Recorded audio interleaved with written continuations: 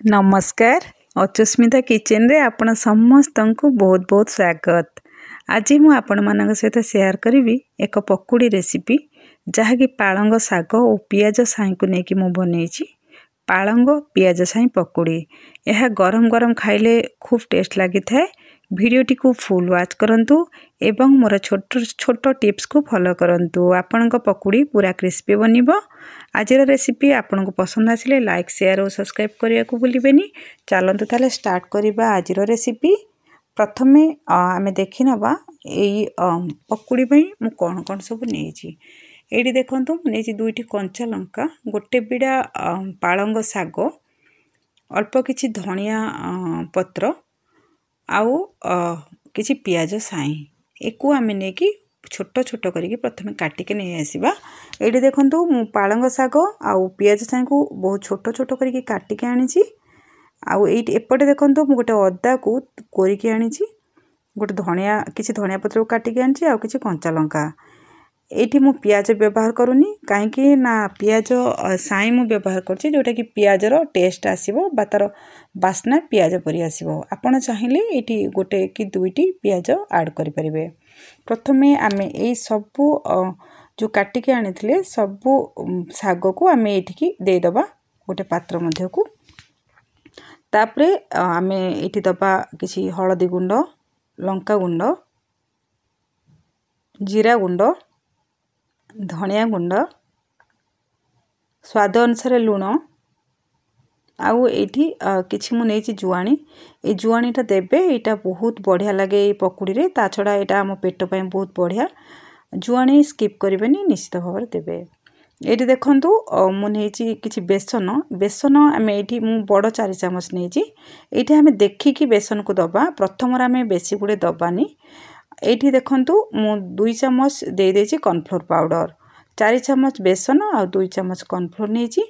आमे प्रथमे एक भल्ल भाबरे चकटी नबा काहेकि ना हमर पालंग साग आ पियाज साहिरु पानी बहुत परिमाण रिलीज करि थाए।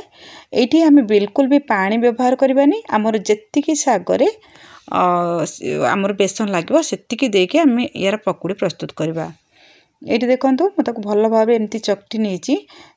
आस्ते आस्ते देखंतु हमर पूरा पानिया हे आसलानी, माने एठु पानी रिलीज कलानी। देखंतु एम्ति सुखिला सुखिला जे पर्यंत आमे गोटे पकुड़ी गोटे मुठेबा, जदि एटा गोटे मुठा हे पाउची माने गोटे शेप देई होची एम्ति पर्यंत आमे बेसन दबा। एटा हमर आ बेसन दबार किछ आवश्यकता नाही।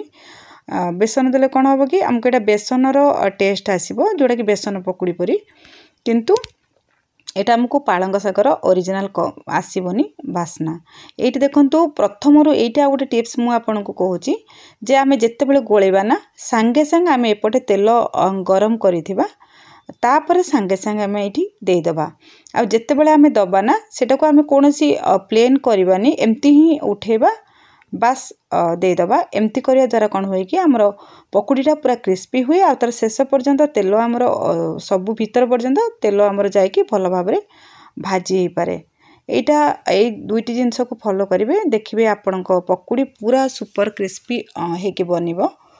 एठी जदि आपण सेकेंड बैच दोचोंती ना, जदि आपनकर लागिबो कि पतला हे जायछि, कारण एटा रखिला माने पतला हे जाय बा पानी रिलीज करि थाए, सेही क्षेत्र रे आपण कोन करिवे ना आउ टिके बेसन सेठी दे देबे आ ताको तापरे पकुड़ी छानिबे।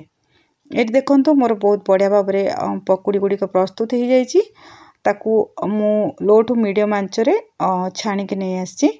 एम्ति ही करिवे। तापर देखंतु मोर आउ किछि थिला से सेम प्रोसेस रे मु ताको देखंतु देई देछि। हमर करेरी जेतिकी जागा हबो आमे सेतिकी देई दबा। आउ एको प्लेन करबानी, एम्ति ही देई दबा। तापरे आमे एठी गैस रो फ्लेम को आमे लो टू मीडियम रे रखिबा। आउ ताको ए धीमा आंच रे ही ताको आमे सिझेइबा। आउ टिके गोटे पट्टा हमर गोल्डन कलर हे गले बा हल्का गोल्डन कलर हे गले आमे ताको उलट पालट करके छाणी नबा। एको आमे बारंबार एम्ते उलट पालट करथुवा काहेकि ना एटा क्रिस्पी हबो एम्ति करबा द्वारा। एबे देखंतु मोर हल्का गोल्डन कलर हे गलानी। तापरे आमे ताको आउ टिके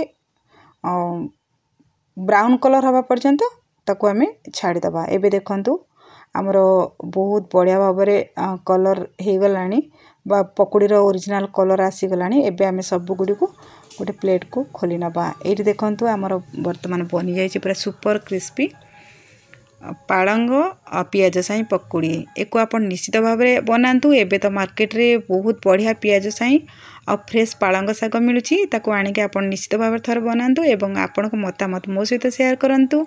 आज पई रहिली पुणी आसीबी आउ एक रेसिपी नहीं। जय जगन्नाथ।